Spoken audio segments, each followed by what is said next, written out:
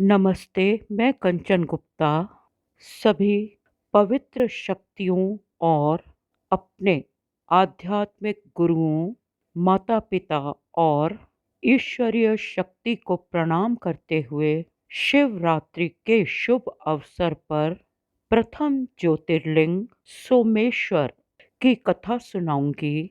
आशा करती हूँ कि आपको मेरी प्रस्तुति में आनंद रस प्राप्त होता होगा।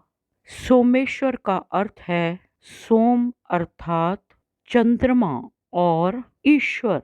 चंद्रमा के ईश्वर शिव हैं। शिव अपने मस्तक पर चंद्रमा धारण करते हैं। आप सोमेश्वर यानी सोमनाथ ज्योतिर्लिंग की कथा सुने। सौराष्ट्र यानी भारत के गुजरात क्षेत्र में यानी प्रभास क्षेत्र में सोमनाथ ज्योतिर्लिंग है। यहाँ देवताओं ने सोमकुंड की स्थापना की थी।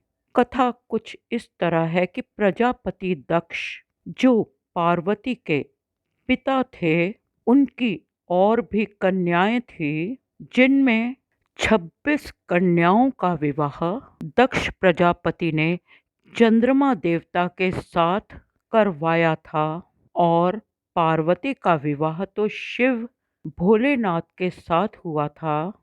परंतु चंद्रमा को सबसे अधिक प्रेम रोहिणी से था। हालांकि बाकी पत्नियां जैसे अश्विनी इत्यादि से उन्हें कम प्रेम था। चंद्रमा रोहिणी में अत्यधिक आसक्त रहते थे।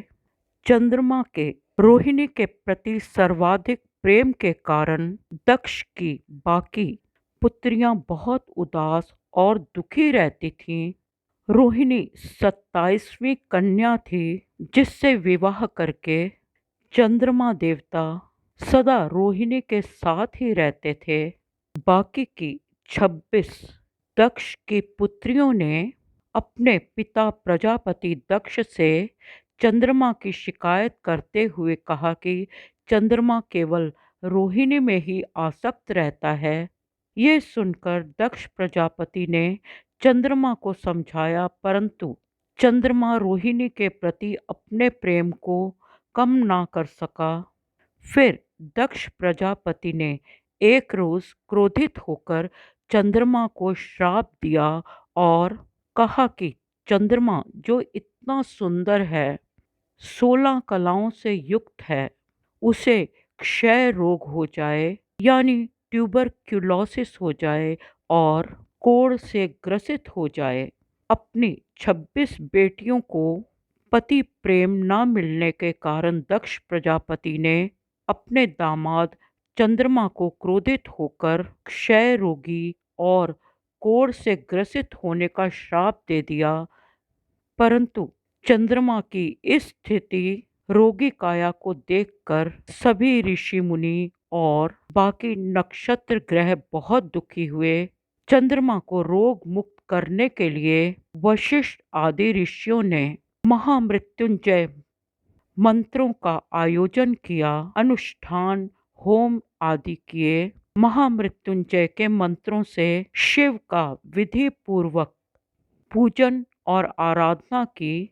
चंद्रमा ने भी शिव की उपासना की और प्रसन्न होकर शिव ने चंद्रमा को रोग मुक्त किया। शिव ने चंद्रमा को ये आशीर्वाद भी दिया कि हर माह में 15 दिनों के कृष्ण पक्ष में अगर चंद्रमा की कलाएं क्षीण होती हैं तो दूसरे शुक्ल पक्ष में ये कलाएं निरंतर बढ़ती जाएंगी।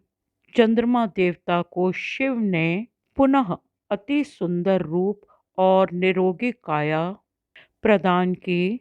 सौराष्ट्र में सोमकुंड के जल से स्नान करने से क्षय रोग यानी ट्यूबरक्यूलोसिस और लेप्रोसी कोढ़ जैसे भयानक रोग ठीक हो जाते हैं।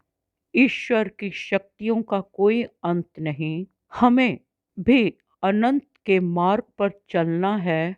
शिव की स्तुति से हमारे शारीरिक, मानसिक, भौतिक, अधिभौतिक सभी प्रकार के रोग दूर होते हैं। हमें निरोगी मन, निरोगी काया की प्राप्ति होती है। जय शिव, जय शिव, जय शिव। ये कथा सुनने के लिए आप सबका धन्यवाद, धन्यवाद, धन्यवाद।